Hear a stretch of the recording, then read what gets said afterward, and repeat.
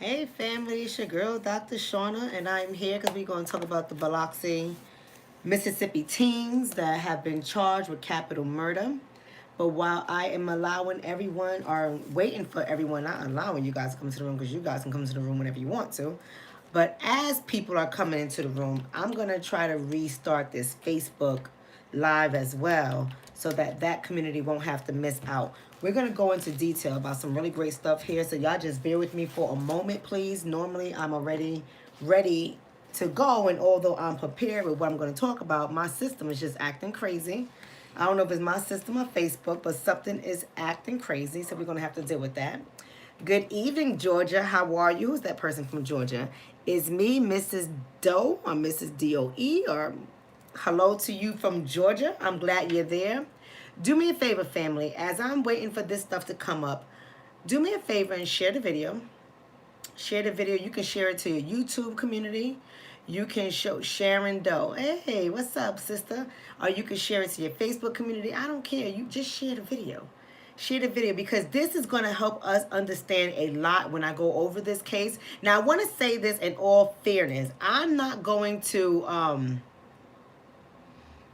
talk about the case in terms of what is going on, what is not going on, because I really don't know what's going on. But I'm going to talk about it in terms of these teenagers, what I believe, what my opinion is, in terms of what we know, what we allegedly know. Let me just say that. Let me say what we allegedly know about this situation, right? And then I also want to think about it as teenagers, because there's a lot of us that are parents of teenagers, and we're quick to judge other people in this situation. It's easy for us to be on this side of the chair and to look at these young people who are doing crimes that in our head is like, oh my God, how can you ever? And not that I don't think it's not heinous, but it's easy for us to sit on this side of the chair and judge these young people.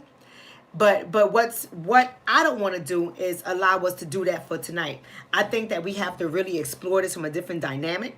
I think we have to really explore it from a different perspective. And I think as a community, it is our responsibility to disseminate the information from our perspective and with love. I'm not saying these kids should not be punished.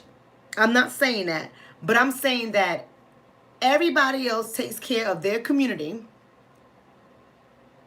in terms of the narrative, controlling the narrative, making excuses for why bad behavior happens in their community, depression, mental health disorders. Everyone makes sure that the narrative is controlled when it comes to their community. But what we do here, somebody says, look like we have a troll. Well, let me, Walter Sniper, let me give you a wrench. So if we have a troll that's disrupting the conversation, we can block them, right? If it's somebody who has an opinion, they can have an opinion just as long as they are respectful. You're welcome. You're welcome, Water. But just as long as they're respectful. If they're not being respectful and they're being how do you say it, disruptive, and they're trolling, then we get rid of them, because I don't entertain people like that in the chat. I don't want to take us off of conversation. Now let's get back to the topic. So the purpose of this video, as I get my Facebook audience together, the purpose of this video is so that we can control the narrative. Gwendolyn is saying, do I want you guys, the moderators, to block? What I want to do is listen to see if they are just offering a difference of opinion, because people can have a difference of opinion, because that's why we're here. We're here to have healthy critical discourse. They can have a difference of opinion, but what they cannot do is start racially attacking us. What they cannot do is start calling names, cussing people out, calling people out of, just ridiculous. They can't just be negative, period. They want to act like buffoons and fools. Let them go to somebody else's channel to do that. We're here for critical discourse and discussion. We're not here to babysit children. Because, some adults like to act like children. If you want to be all emotional, act like a child, go to somebody else's station. Right? So just give me a second. I'm about to go off topic with these fools out here. Yeah, difference, not disrespect. Exactly. Difference, not disrespect. That's what we're going for. So let me just go ahead and get the Facebook community out so they can come on live. And I think the city is called Biloxi. I think that's how I pronounce it, but y'all know I'm from New York and I have an accent. And I don't try to be nothing but myself. So if my accent bothers anybody, y'all can go somewhere too, right? I'm from New York and I ain't trying to be nothing else but what I am, period. So if it's not Biloxi, I'm sorry. If it's Biloxi, you know, just correct me. I think it's Biloxi, but I'm not too sure. Let's talk about the 5 Biloxi teens charged with capital murder. And we're going to talk about the capital murder too and what that means for teenagers and what year that law changed. So that's important for us to know. This Facebook thing is just acting all types of crazy. I don't know. We might just have to abandon Facebook. Because y'all know Facebook gets on my damn nerves. And I'm trying to get the community on, but it just ain't working. So anyway, here we go. Let's just get into the conversation. I don't know what the hell my computer's doing. I ain't got time for all of this nonsense.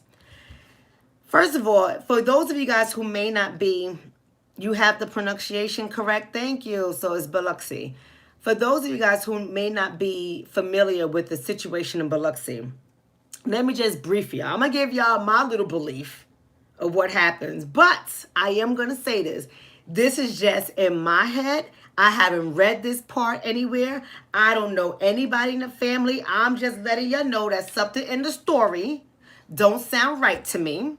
So I do have my opinion, and I am going to say it because this is my channel, and I can do just that. So my narrative is my narrative, and if people don't like my narrative, that's going to be their problem. You can come up with your own narrative. But here's the situation. Apparently, there was a 16-year-old girl. Let's give her name with all due respect and may she sleep in peace. Her name is Madison Harris. She's a 16-year-old girl. Based on a visual, she looks like she is of European descent, or as we would say, AKA a white girl. And she apparently, or allegedly, was friends with at least one of the people who are charged with her murder, or maybe she was friends with all of them. I'm not too sure. Hey, M.E., how you doing? I'm not too sure. But here's what we do know. Somebody, according to the Ring camera, y'all know Ring, when you press the doorbell, the camera lights up and it records what you're doing and what you're saying. According to the Ring that we know of, allegedly, one of the people, and I think it was the girl, gained access into the house. Allegedly, one of the people charged with the murder, which was a male, gave her the gun. Allegedly, the attempt was to rob Madison for some marijuana, I guess, or the money, I don't know, but for some marijuana. The attempt was to rob her and go about their business, I guess. And in the midst of everything, there was a struggle. Madison was there, allegedly, with her friend, Paul. Her father was in the backyard, and maybe her grandma's boyfriend was in the house. Who knows? And there was a struggle with the gun.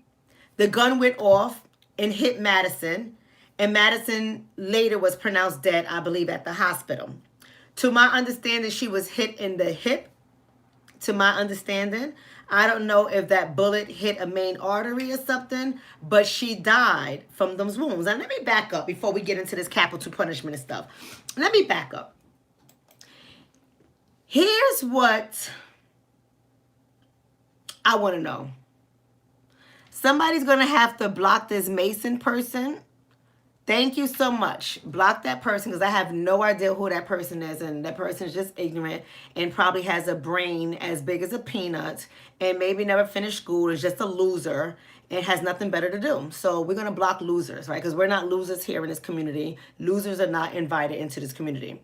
What's up, Q Butter? How you doing? That's my boy, Q Butter. Y'all got to follow him. I suggest you follow Q Butter. But here's the thing. I don't buy the story. I don't buy the story one iota. And I'm going to tell you why I don't buy the story one iota. I'm not saying they're not guilty of taking this young woman's life. All right, or at least one of them is guilty and the other one are accomplices. I'm not saying that. I'm not saying I'm not saying we should ignore the fact that a 16-year-old lost her life to a gun. I'm not saying that either, because we know that in both situations, they're both tragedies, in my opinion. In both situations, they are both tragedies. These 5 teenagers who are now charged with capital murder, that is a tragedy. And there's a lot of families that are going to be impacted, negatively impacted for the rest of their lives. And these children are found guilty and they get life in prison with no parole, because that's what capital punishment is for teenagers in the state of Mississippi and other states as well, because of federal law that was passed, and we're going to get into that, the law that was passed in 2005 that changed it from allowing children to be put on death row. So that was changing. We're going to get into those stats a little later. But what I do know is that there was a gun, a bullet went off, Madison was hit, Madison is now deceased. We do know that. Now, here's the questions I have. And I hope you guys are patient with me tonight, because my mind is just going and we're going to get into the research. But here's a question that I have. Why was Grandma's boyfriend doing all the talking? And how old is Grandma? Grandma got her boo shacking up in her house. Lord Jesus, the whole case was a hot mess. Grandma's boo is shacking up in the house, and Grandma's boo is doing all the story, all the talking. But let me tell you what Grandma's boo, her boo thing, let me tell you what he has been doing with this story that maybe we should take note from. And I always say this constantly, that we have to control the narrative of the story. Whether we know the facts or not, we got to control it. Because if we don't do it, they will. Let me tell you about Grandma's boo. The police said that what it looked like initially, if you go back and you read those reports, those news articles, initially it was like a robbery gone wrong, and accidentally Madison is now deceased by accident. But Grandma's boo is saying, no, I think they came here intentionally to murder her, because in the weeks prior we had a break-in. And somebody got into our place, so we started to, bolt the windows down or whatever the case is. We started to change it. And I think those children came there to finish the job because they were mad that we reported the robbery. They were upset at it, and they came back to take her life. That's the narrative that Grandma's boo has put out there. Now, you see why that's a problem, right? You see why that's a problem, right? Because Grandma's boo is spreading false information. An investigation has not been done yet.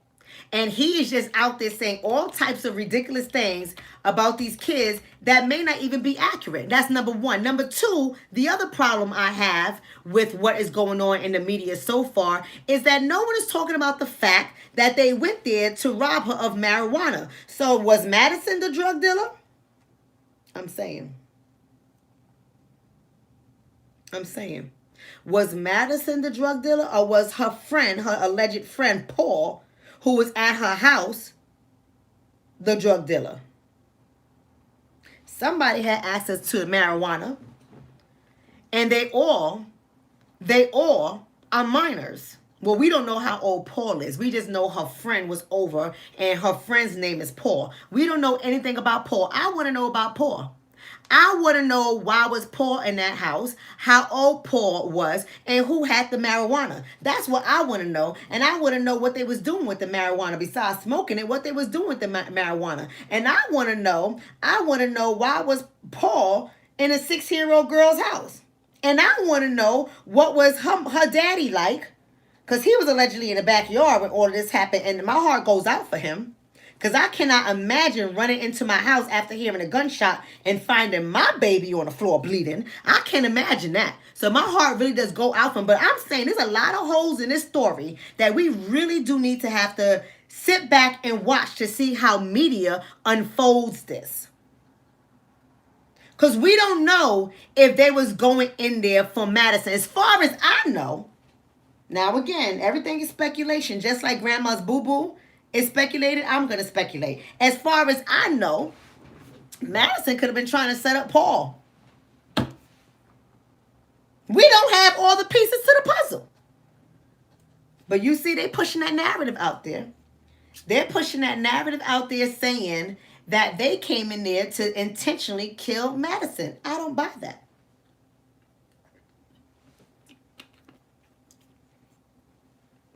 I don't buy that.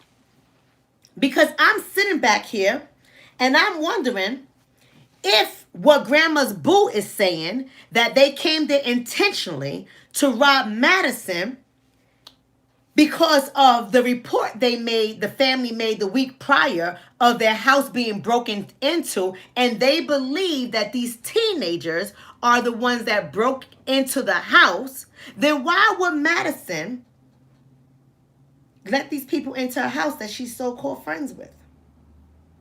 Now, I'm not saying she was trying to set up Paul and it went bad and Paul was like fighting for his life. Like, I ain't going down like that. And then, with the struggle, the bullet went off, the gun went off, the bullet hit Madison, and that's how it went down. We don't know. But I'll tell you one thing we know. I'm going to tell you one thing we know for sure. They're going to come up with their narrative. Somebody say pink lady apple. Actually, sweetheart, this is grapefruit. I love grapefruit. But thank you, sweetie. But one thing we know for sure, they're going to come up with their narrative because they're going to want them to pay. Now, let me tell you a little bit about capital punishment. We're going to get into it. Make sure y'all got your pen and paper because I want y'all to understand the sensationalism of media. And the minute they put out there 5 teens charged with capital punishment, everybody's in uproar. And if you understand the law, then you would know that capital punishment or the death penalty for teenagers is no longer legal. So they're not going to get it. They're not going to get it. Somebody's saying they did it. Case closed. Stop making excuses for them. Who's making excuses? Who's making excuses? See, there's a difference between homicide and manslaughter, number one, right? So we're not going to get into all of that. But nobody's making excuses. So you need to stop with that. If you want to say something, then say something. Have a sound argument. Have a sound discussion. Just don't come out there and just be all emotional with it. Have a sound discussion. And just like they're going to piece together their pieces of the puzzle, why can't we do the same thing? Why can't we do the same damn thing? Something don't sound right. Something don't sound right. No one's even addressing the fact that they went there for marijuana. Now, for you guys in Mississippi, y'all got to let me know. Is marijuana legal in Mississippi? Right? So here we go. You see this right here, right? We always got somebody here. Somebody saying their parents should have been responsible for them. Black parents overall do not take responsibility for their kids and what they are doing. Let them lose and they're raise themselves. You see what I mean? You have no proof of any of that. Support your data as opposed to your opinion. Opinions are like assholes. Everybody got one. Opinions are like assholes. Everybody got one. There's a whole bunch of black people. I know you're black, by the way, but it don't mean nothing just because you black and you saying that. There's a lot of self-hating Negroes. It don't matter that you black and you're saying that. It don't matter. I already talked about this the other day when I said white is a mindset and black is a condition. Or in the words of Dr. James Baldwin, white is an attitude. It's an attitude. And that attitude is consistent with whiteness. So you're going to make a statement toward everybody, right? You're going to make a statement toward all black people. Right? You exactly what is me, Mrs. Doe, is saying. You don't speak for all black people. You're going to make a statement for all black parents. That's whiteness. That's a form of white supremacy. Your mind has been co-opted. Yes, that's right. That's how white people do. Absolutely. Right? So let's go on. Let's keep on going. So capital punishment, so you can know, is a government sanctioned practice, and is I believe it's 29 states in which it still operates, and it might be 32, but I believe it's like 29 states in which it still operates in. But when it comes to children will not get the death penalty. Children can get life without parole when they're charged with capital murder, but they won't die through lethal injection, electrocution, or anything like that. They won't die. And we got to understand that Mississippi has a major history when it comes to capital punishment. Before I even came on to speak to everybody, I was doing my research on capital punishment cases in Mississippi, and there are a whole bunch of them. You murder somebody, you get capital punishment. You murder somebody, you are the right age, you're going to get death row. Like, it is one of those places where you're going down. You're going down. And see, my whole thing with the whole charging of capital murder, I understand they got to get a big charge so it can stick. But what people don't do is think about the brain development. Thank you for cyclesoflife.com. Oh, I got to call you, but thank you so much for the donation for cyclesoflife.com. And y'all go check out his page. He has a lot of health remedies to heal you naturally without medication. Check him out. But here's what I want to talk about that people don't do, and this is what pisses me off. If it was somebody else's child, and let's just be honest and let's just be real. If it was one of the little white boys going into the mall, shooting up the mall, everybody would be on media saying that they have a mental disorder. They was having suicidal ideations. They've been on medication. They've been trying to get help from the state for so much, blah, blah, blah. They will be speaking about so much had it been a white person who murdered somebody. But when it comes to our children, people don't take that same approach, and that bothers me. Because at the end of the day, whether they're white, black, or whatever, at the end of the day, these are 15-year-old and 17-year-olds. They are all under the age of 26. And what we know, for those of us who specialize in neuroscience, whether you are a doctor, a clinician, doesn't matter, what we know for those of us who specialize in neuroscience is that the brain is not fully developed until 26 years of age. This is why children are able to stay on their parents' insurance now until 26 before they get dropped off, because of all the recent studies that have come out when they have taken images of the brain so they can see the activity within the brain to see what parts are developed and what parts are not developed. And these things matter. So I'm not saying these children have mental health problems, but I'm not saying that they do not. But the stance that I'm taking is that we have to sit down and analyze the development of the brain, because it plays a significant role in how children make decisions. But let me tell you about, before I go on, because I want to address people who don't understand brain development, and they don't have any science behind neurology. They don't understand the science behind neurology, and they don't have any education behind it. Let me say something to those people.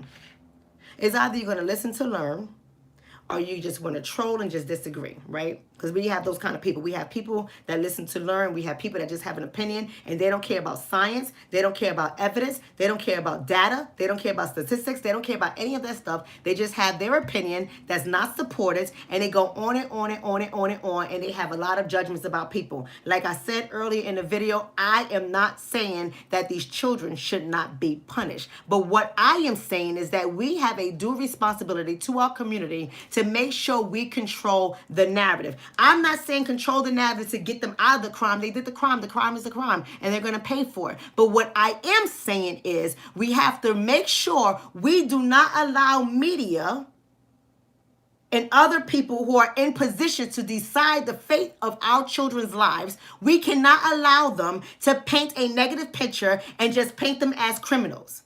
But when it's the same thing with their counterparts, they're painted as having mental health disturbances, emotional disturbances. They're painted as having a lack of community resources, intervention. They're painted in so many other ways. We have to start looking at the situations that are happening among our children and in our communities from a critical understanding about development, about trauma, about all the things that we go through in our community, whether it's structural or whether it's direct violence in our community. All of that stuff plays into the trauma that children receive. And all of that stuff will play into the development of the children's brain. And if we don't start looking at it that way, we are never going to change our own perspectives when we see our children acting out.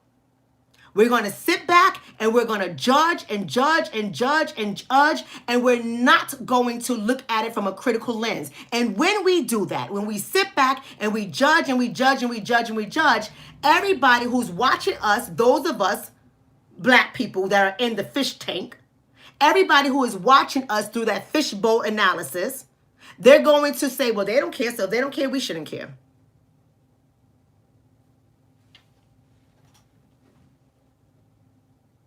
Right?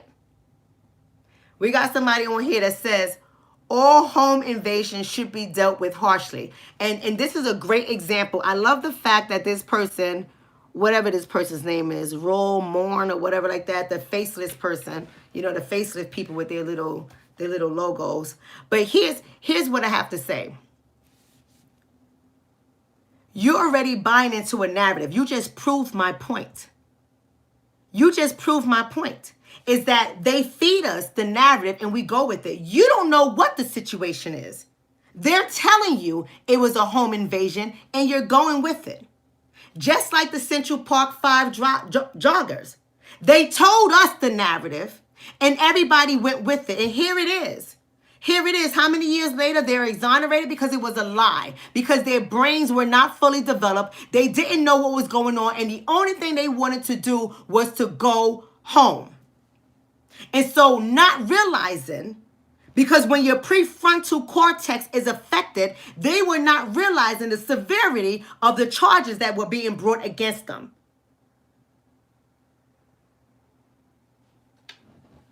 Right?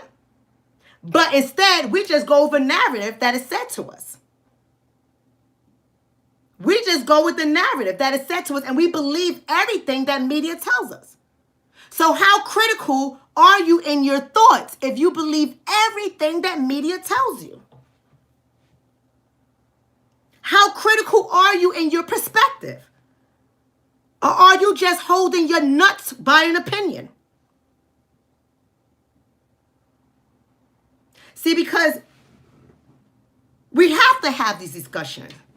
Because people who are not critical in their thoughts, who do not have research data or understanding or all the facts, these are the people that sit on juries, whether you white or black.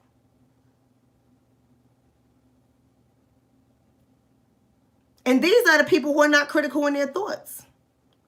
And these are the people who are making decisions for others' lives.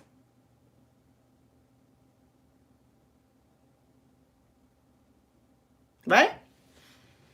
So we have to really explore that. But let me talk about the brain. So you got to understand that there are parts of the human brain that controls judgment, reasoning, and impulse control.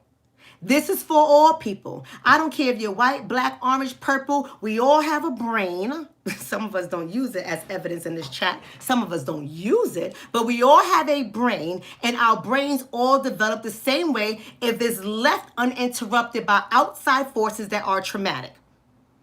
Because as long as you're experiencing trauma in your life, your brain is going to be distorted. Your brain is going to have a different type of development. In fact, your brain is not going to properly develop when you have adverse experiences in your life or traumatic experiences in your life. It's going to affect that. Have you ever met somebody? Let me give y'all an example. Have you ever met somebody who is like 45 years old? Let's just say in the 40s. Forget about 45. Let's just say in the 40s. And they've been incarcerated for half their life. Half their life. And they come out and they're still acting like they're 16, 17 years old. You be looking at these people like, well, damn, how old are you, 19? Right? Because their brain has been interrupted. And when trauma impacts you, when you are affected by trauma, your brain will not develop like somebody who has had a healthy life, a loving life, and has not been impacted by adverse experiences. Right? So the person who comes out of prison after being incarcerated for almost all of their life, they're not acting like their age because their age has been arrested. And that's where you get the term arrested development from.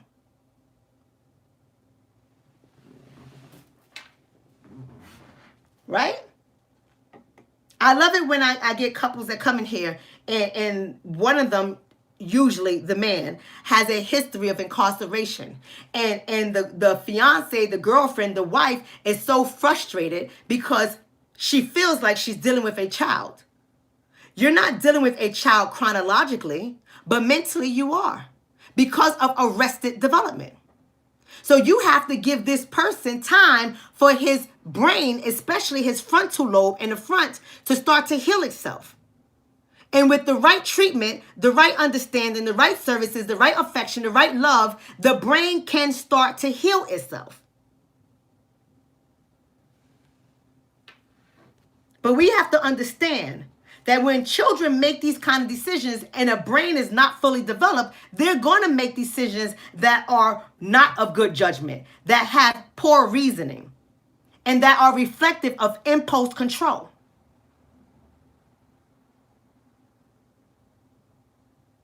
But do we look at these stories and think like that?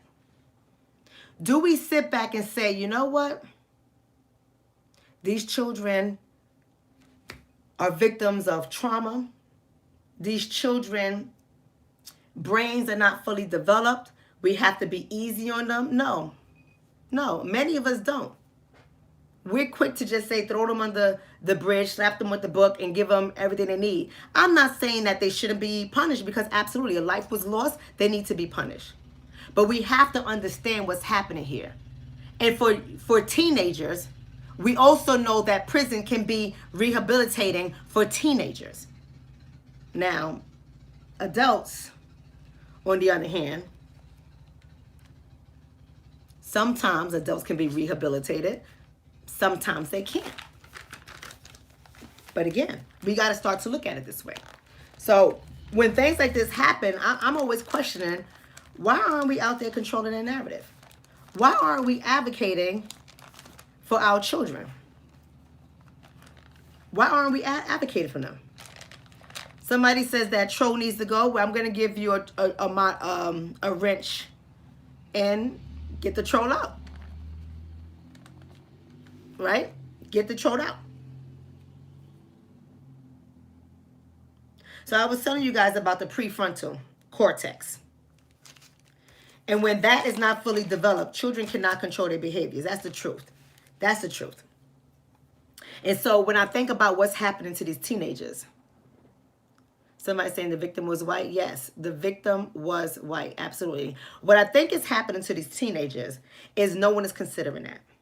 No one's considering that. They're just looking at whatever the narrative is out there that media has given us to arouse our emotions, to make us angry. And you know, we always the first people that throw our people under the bus.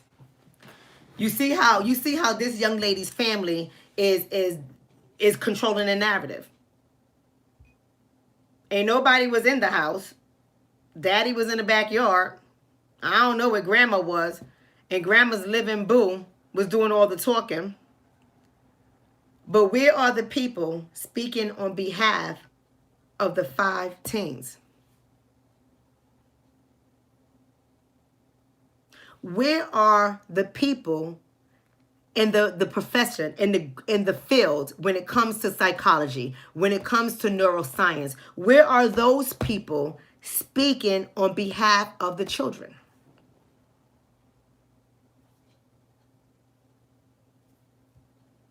Because, again, had the tables been turned, there would have been tons and tons of articles like I read to y'all the other day. Tons and tons of articles from professionals speaking about brain development, speaking about not being able to make rational decisions, speaking about trauma, speaking about their hard lives growing up, speaking about all of that as a way of showing are giving us a different understanding of how these children are traumatized children, and in fact, they are victims as well.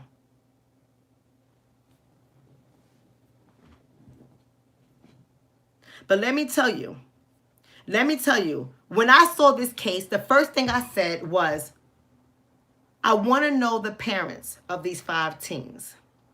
Not because I want to judge them and criticize them like some of our visitors in the chat room who are very judgmental. Not because of that, but I want to know who the parents are of these 5 teenagers, because I want to understand the upbringing of these children. I want to know, were these children exposed to adverse childhood experiences, or what we call in my field ACEs.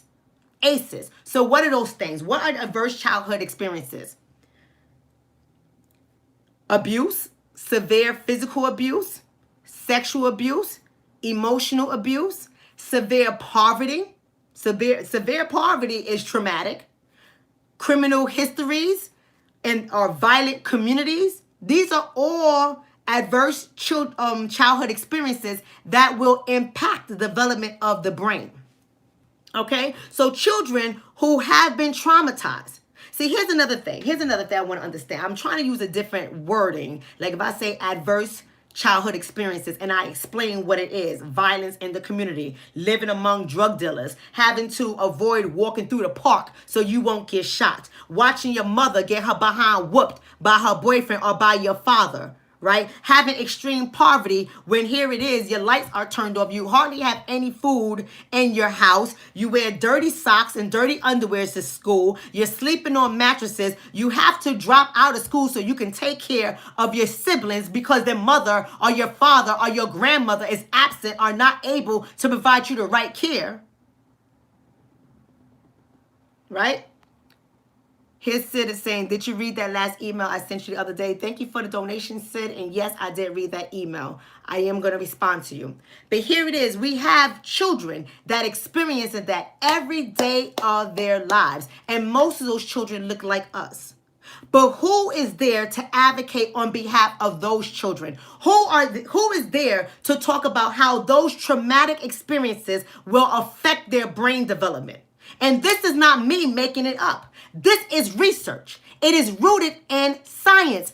Every medical professional that is in the neuroscience field will tell you this from studying brain images of healthy children versus children that are exposed to these traumatic events on a daily basis.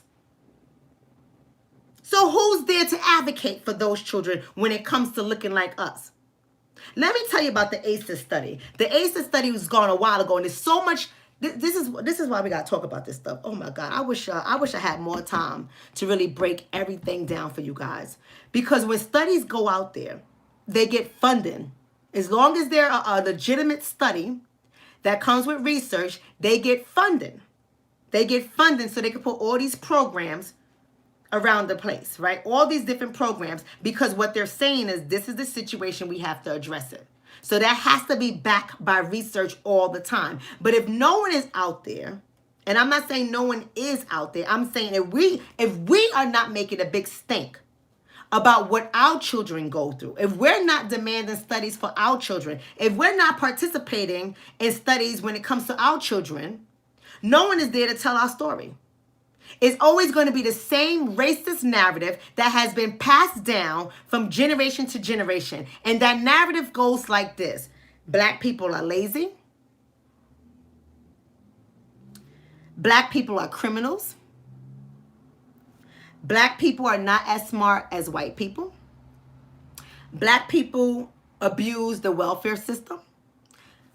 Black people are on drugs. Black people abuse their children. So this is the narrative that has been historically passed down. And we, even us, we eat it up. The minute we see something like this, oh, the rap music caused them to do it. And I'm not saying that music does not have an influence on the brain, because it absolutely does. But just what I'm saying is look at everything through the context of brain development. The reason why music has such an impact on the brain of children is because their brains are not fully developed. Now, I got a guilty pleasure. I don't know about y'all, but I got a guilty pleasure. Every now and then, I like to listen to my ridiculous music, you know? ridiculous music. I'm just being honest with you. And it's not that I think the lyrics are good. I think the lyrics are garbage. Do I play it around my kids? Absolutely not. I would turn the damn thing off. Why? Because their brains are still developing. But sometimes I'm like, that beat is dope. And I'll listen to the music. But my brain is fully developed. And I have a critical understanding of the influence of music, propaganda, and all the other stuff. So that stuff don't impact me. I don't turn off the radio and then want to go act like a thought in the street. I don't turn off the radio and then want to go rob somebody. And I don't listen to the music or watch music videos. I follow these gangster rap celebrities on social media and try to be like them. But our children will do that. Our children will do it. And when your brain is not fully developed, they don't know what's real from fake. They believe everything that these rappers say out there. They believe everything. So what I'm saying to you is we have to really start looking at things in the concept of brain development when our children are involved in heinous acts like this. We have to really start understanding it from a different perspective, and we have to be the ones to advocate for our children because no one else is going to do it. So let me tell you the 3 areas how your brain is affected when you are exposed to trauma, especially as a child. The areas of your brain that's affected, you heard me say this the other day, is first of all the amygdala. So what is the amygdala? I said that before and somebody made a comment, and do I understand that I did not explain the amygdala to people? So let me go ahead and explain the amygdala so that you guys can know what it is. The amygdala is a portion of your brain that is there to keep you safe. So anytime the amygdala perceives that there's going to be a threat to your life, the amygdala gets activated, pumps different hormones into your body, including cortisol and adrenaline, into your body to prepare you for 3 responses: fight, flight, or freeze. And usually the first 2 responses is fight or flight. It's either I'm going to fight you through this or I'm going to run for my life. That's how the amygdala works. So now when you think about somebody who's exposed to trauma every day of their life, what do you think is happening with that amygdala? It is constantly activated. It is constantly going off. And these people are living in constant states of fear. They're always ready. They look at the world through an angry lens, an irritable lens, a fearful lens. That's what happens in the amygdala. So you know what we go through all of our lives. And again, it doesn't have to be a real threat there. It could be perceived threat. Perceived threat. Meaning, I think something's going to happen to me. I think this person's going to kill me. I think that's going to happen, and I'm going to respond. Because it's either my life or your life. So that's one area. The second area of the brain that is affected is the hippocampus part of the brain. All right? So let me tell you what that is responsible for. That is the part of the brain that's responsible for retrieving information. And not only does it retrieve information, it retrieves it from what is being said, whether it's through music, whether it's verbally, whether it's through TV, it doesn't matter. But it's also retrieving information from the environment around them. And it's telling you, it's feeding you how you are to respond. Just like the amygdala, right? So it's feeding you this information. So if you're living in a community that has high violence and high crime, and that is the information that you are receiving on a daily basis, how do you imagine your behavior is going to be? So let me ask you people, because I know we have some people out here that's near Biloxi, but let me ask you this. Do you guys know the crime that goes on in that part of Mississippi? I think that's in Harrison County.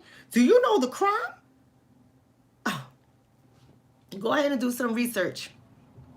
Go ahead and just Google it. Y'all be tearing stuff up over there in Biloxi, Mississippi. Tearing stuff up.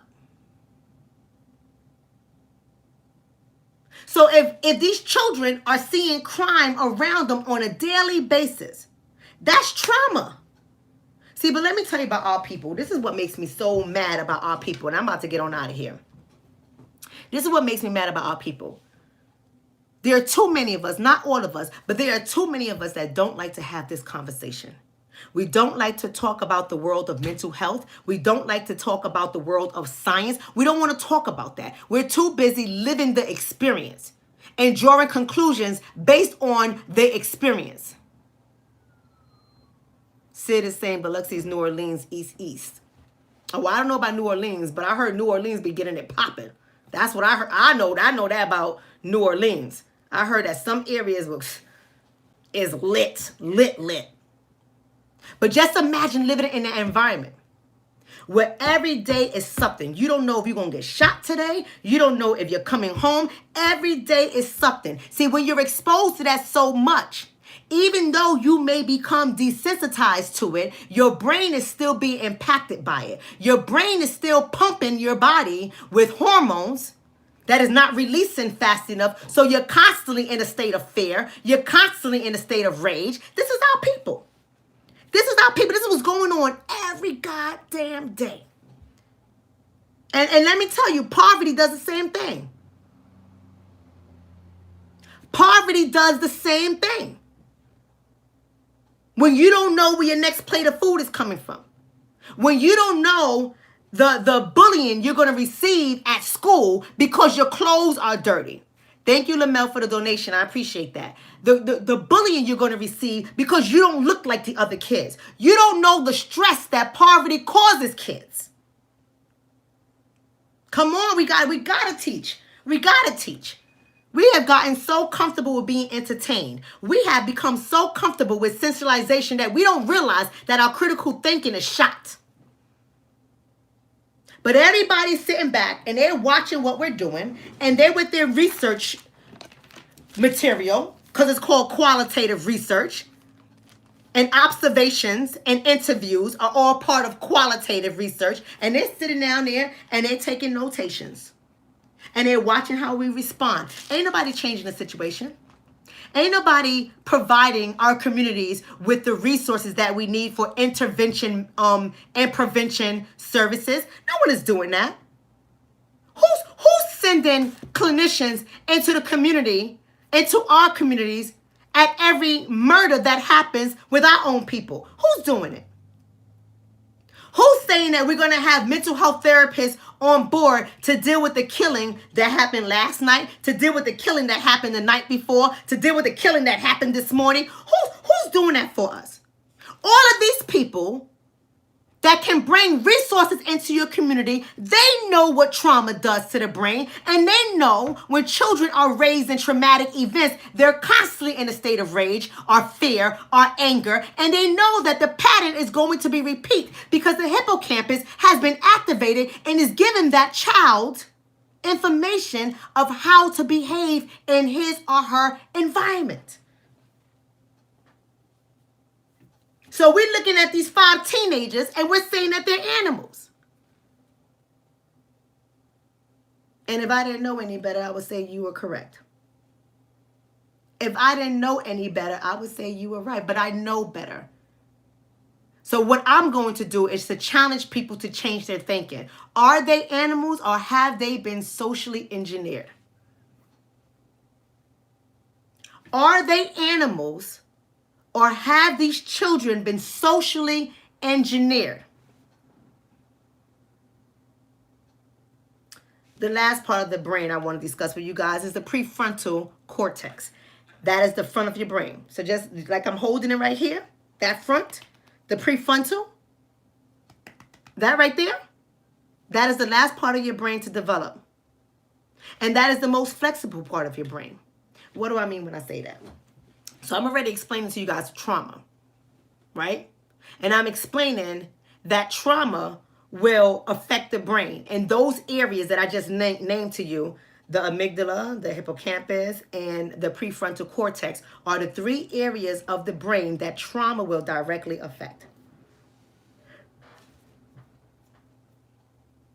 I want you guys to think about people who have gotten in traumatic car accidents when they have suffered from TBI, which is called traumatic brain injury. And I'm telling you, family, this is science behind this.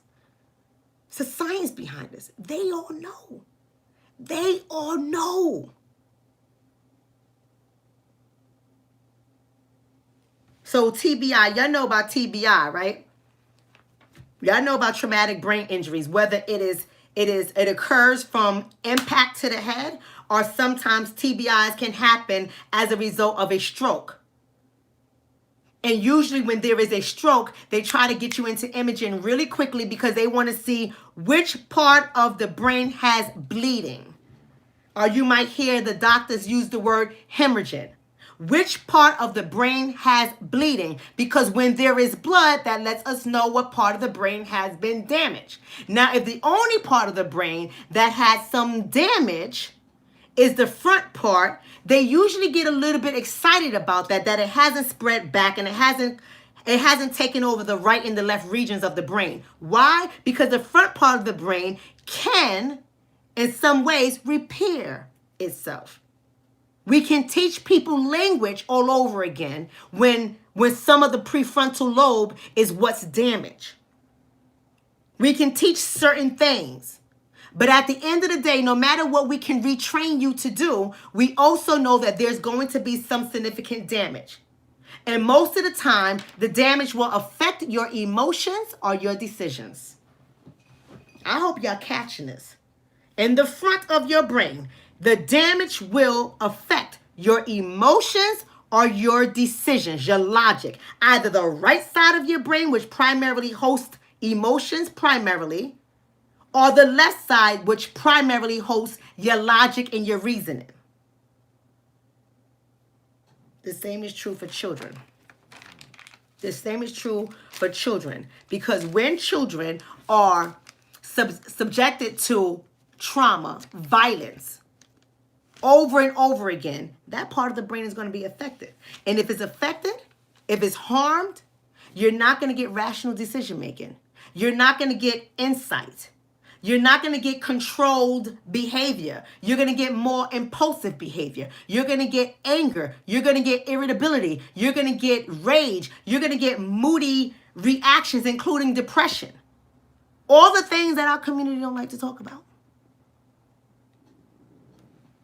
So when you have these children, that's why I said I want to know the lives of these children. Somebody get me their case. I want to know if CPS has ever been involved in their lives. When I say CPS, I'm talking about Child Protection Services. I want to know, do they have cases involving CPS? I want to know, do they come from homes where their parents are drug users? When they come from homes where anyone has been accused of physical abuse or sexual abuse? I want to know, have they been bullied in school? I want to know, have they ever witnessed a death? Have they witnessed a violent act such as domestic violence? I want to know all those things. Engaging Black says they do it for mass shooter and white communities all day. I'm in a civic club that do it for the white all day. Sandy Hook, Connecticut on the check-in says, absolutely, you're right, Engaging Black. And that's what I was saying earlier. If you was here earlier, in every other community, when it happens to them, they jump on it. They provide insight and understanding from a psychological and a medical standpoint, and then they provide services for all of the community. Because they understand the impact of trauma on the brain and development. They understand that. But when it comes to our children, if we are not changing the narratives, if we are not advocating for them, no one is going to do it. Right? So when I come out here and I'm saying something, I'm not telling you guys that these children should not get their due punishment. I'm not saying that whatsoever. I'll be a fool if I say something like that, because that little girl could have been my daughter or my sons. I'll be a fool if I say something like that. But what I am saying is I also understand it from another perspective. So what can we do? What can we do? So here's the key to all of this, and I'm out of here. Somebody said behavior is nothing but early childhood conditioning. To an extent, I agree with that. Because guess what? Behavior may not also be a condition or conditioning. Behavior could be a survival response. And that's what I'm trying to communicate here. We have to understand that. Because the survival response is, if I'm in this community, if I live in a community where it's high crime, high violence, I gotta adapt. I gotta survive that community. It's either eat or be eaten. I gotta be able to move and live like them. Now, am I saying this right? No, absolutely not. But I understand a traumatized brain. So they start to act out their environment. So yeah, in that aspect, it's conditioning, but sometimes it's survival. And I don't know about you guys, but I grew up in the Bronx, New York. And I'm a 70s baby. And let me tell you something. I did not realize that I was experiencing trauma until I moved out of the Bronx. Until I moved out of the urban inner city. I moved 5 hours away from home. And I never came back. I never came back. I always go back to visit. Even to this day, my family's still there. I'm always in, that's right, somebody saying the boogie down. I'm always in Strong Island, right? I'm always in New York. I live right across the bridge. I can walk right into New York. I'm always in New York. No biggie for me. But I ain't got to stay there. I don't have to deal with that trauma every day. Walking into New York is traumatic. Because if you're in a wrong hood, survival. Again, survival. Is it conditioning? No, it's survival in my situation. Because I know if I'm in a certain area and you moving funny and you coming up on me, I'm not going to be there empty-handed. You're not catching me without something. You get your face cut. As simple as that. So just because I left the hood don't mean all my hood tactics have went out my head. Because that's survival. Now, I ain't got to be like that here for the most part. I mean, somebody can still get it. And I still watch my surroundings, but I'm not on high alert. I'm not like, yo, somebody chomped me today. I'm not like that until I go back into the city. Or if I'm in Newark, if I get a case and I have to go through in-home therapy in somebody's house and they're in Newark and I know Newark is still the carjack capital, they will jack you and pull you out your car and not drive a luxury. We all going down. Okay, no, I'm not. I'm going to give you my car. I'm going to give you my car. It ain't that important. I got insurance. You can take it. You want the car? I'll take the goddamn car. I got kids to go home to. But that's my mindset. My mindset is usually we can all get it. Right? That's the mindset initially. And then my brain kicks in and I get insight and I say, you know what? You got kids. You got children. You got a career. You have a purpose. Give them the car, right? But initially, that's not what I'm thinking. So just imagine a child who's exposed to trauma and they're always ready. They're always ready. They're not thinking, hold up a second, I shouldn't go in there and shoot the girl. That's going to be wrong. I'm going to get live. I'm going to get charged. I'm going to go to jail. I'm not going to see my family. They're not thinking like that. They're only thinking right now. What's going to happen right now? We're going to do this right now. And that's all they're thinking. They're not thinking ahead of time. Their brain is still developing. They're not thinking that way. So we're going to charge these people with capital murder. I don't agree with that part. I don't. So let me see. Thank you so much for the donation. Who's that person? The Geek Mom's Good Stuff. Thank you so much for the donation. Then we also have Enriching Buildmonger. Somebody says, he says, or she says, have we ever noticed a social detriment within our community that has been restored onto normalcy?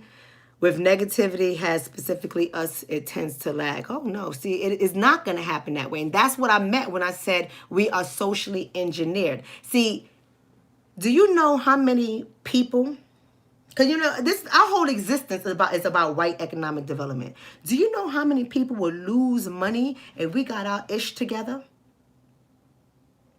See, they're going to keep our communities full of traumatic events and adverse experiences. They're going to keep our communities like that.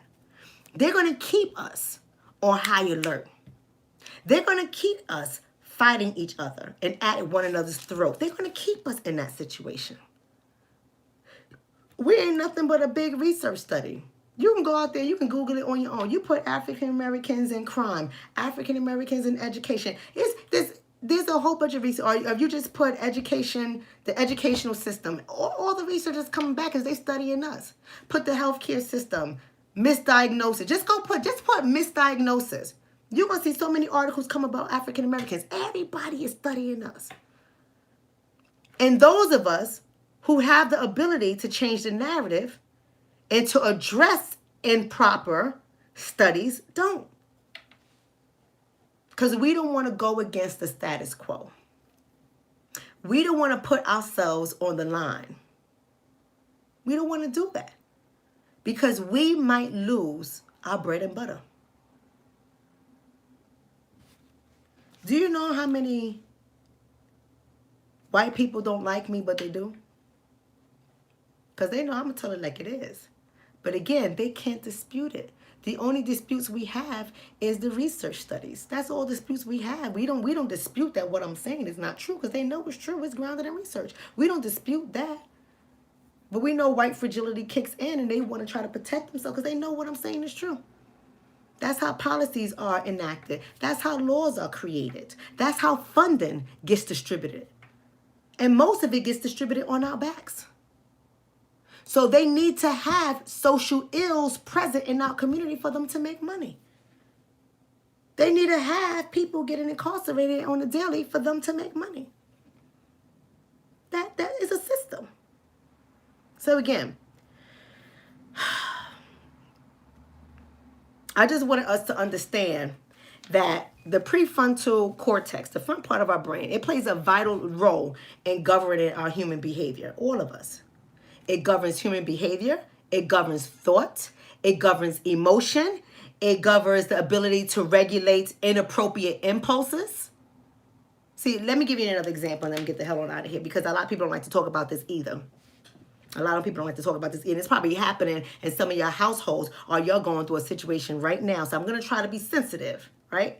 But we don't like to talk about the things that occur in our family with our children. Like when I talk about the prefrontal governing inappropriate impulses, do you know how many cases come across my desk of child on child sex acts? 15-year-olds raping 8-year-olds.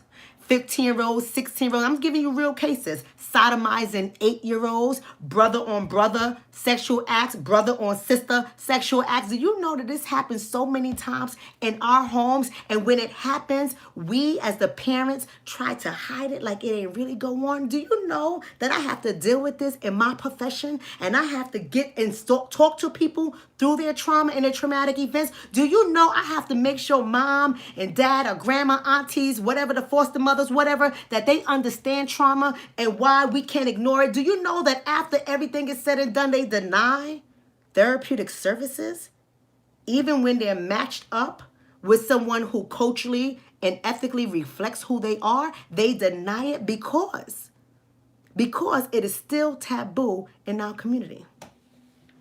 It is still taboo in our community. So I know a conversation like this is hard for so many people to digest because people don't want to talk about it. You know why? Because I'm probably talking about somebody in your family. I'm probably talking about you. I'm probably talking about your mother or your father. I'm probably talking about their situation. I'm probably talking about your poverty. I'm probably talking about the crime in your neighborhood.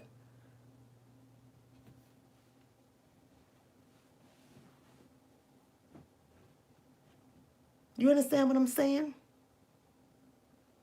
You understand what I'm saying?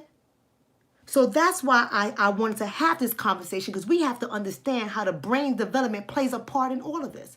And before we jump to say they're criminals, lock them up, I'm not saying not to lock them up. Let's get them the services that they need so they can heal, so that they can have understanding as their brain is still developing. Let's really do what we need to do. Let's start changing the narrative of how we talk about our people in our community. We criminalize addicts in our community. Criminalize them. They're addicts. They should be locked up. Damn drug addicts. Crackheads stealing stuff. Lock up these goddamn crackheads. That's how we talk when it comes to our community. I hate these goddamn crackheads. But let it be a white crackhead. He needs to be in Summit Behavioral Health for substance abuse counseling. They need Suboxone. They need detox. And Richard Bildmonger says, we never speak on the fact that we are bred. Listen, I got a whole, in this book, I got a whole PowerPoint, so to speak, about what breeding did to us. Right? Somebody said I need a mental institution. Well, you know, there's a lot out there, and there's nothing wrong with needing to put yourself away for a little bit to get your help. Ain't nothing wrong with that. Ain't nothing wrong with getting your help if it's going to make sure you don't harm yourself, harm your children, right? It's important. You got to understand. So here's what I'm looking for when it comes to this case. And that's why I didn't want to spend time on the case itself, like I was saying to you guys, because it's still unfolding. But here's what I'm looking for. And you guys got to tell me what y'all looking for. So here's some pointers that I'm taking away from this, and you guys can tell me what you're taking away from it. But some pointers are, I want to know what have been the traumatic events in their life, or the ACEs. Remember I said what ACEs are, adverse childhood experiences. That those are all the experiences that no child should have to experience. Come on. Including severe poverty. That is all the experiences that no child should have to experience. So I want to know, what are the traumatic events? I was speaking to a brother the other day, and he's about 30 years old. And I'm surprised that the brother opened up to me. Because you know how some guys are. He's all into his lugs, his body. He's, you know, he's into that thing. He knows of me. He knows who I am, but he don't really talk to me. And the other day he opened up to me. He's not my client. He's not a client. He's just somebody that where I go on a daily basis. This person is in this environment, and I'm trying to keep it discreet just in case he's listening. I don't want him to feel like I'm putting his business out there. But wherever I go, this person is in that environment. And then one day this person just started to talk to me about his childhood. And one of the adverse childhood experiences that had affected his brain, do you know, he said, I don't know what those cartoons are you're speaking about. I've never saw them. So I was taken back a little bit. I said, come on, every child used to wake up during that time and watch these cartoons. Everybody knew about them. And he said, well, let me tell you something. I'm going to be honest with you. I wasn't able to sit still and watch television growing up. My mother spent my childhood life running for my father. Whenever he realized where we were at, we had to pack up and abandon the house and leave. So I didn't make friends. I didn't get situated in any community. I didn't watch television. I hardly went to school. I didn't graduate from the school. And with all of that what was going on for me, I got locked up at 15, and I did 15 years. I got locked up at 15, and I did 15 years. He says, I never knew a childhood. My heart broke for this person. My heart broke for this person. But you know something? His story is not unique to even some of us on this live right now. But here it is now. He has a vision. He's focused. He's working on his goals. And I like that. So now I'm intentional for when I see the young man, I say, well, how you doing? What's going on, brother? Oh, that's what's up. That's what's up. So what you working on right now? You're going to get it. Don't worry. You're going to get that. You're going to pass that. Oh, you got a new job? That's what's up. That's dope. You stay with a new job. And I'm always encouraging him. Because I knew it took a lot out of him to say, this has been my childhood experience. And of course, he said some more stuff. But I'm not going to share that here. But what I heard, my heart broke. And this is a grown man that, although chronologically he's a grown man, but the way he speaks, the goals that he has, I'm glad he has goals. But sometimes the goals, I just be like, the hell, what got this goddamn goal? But he don't know the first thing about goals. I'm happy he's setting something. And I just encourage him. And I finally went, you know what you might be good at? You should look into this. Oh, I don't know how to do that, sister. Okay, I'm going to print it out and I'm going to bring it in. You going to be here tomorrow? I'm going to bring it in. I'm going to let you look at that. All right. I even discovered a dude don't even know how to fill out an application.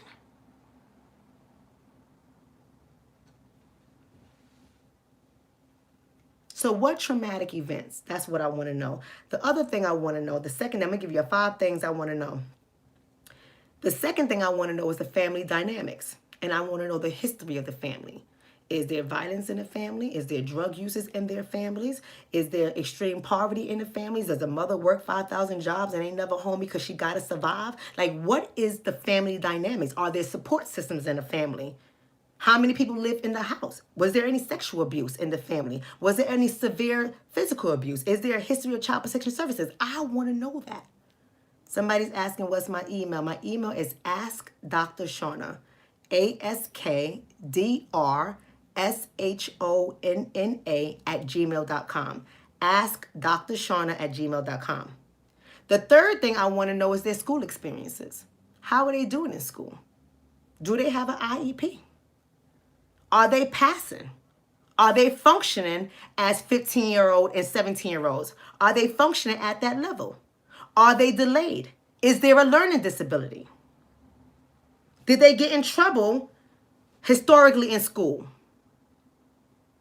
I want to know those things. The fourth thing I want to know is the history of violence that they have experienced.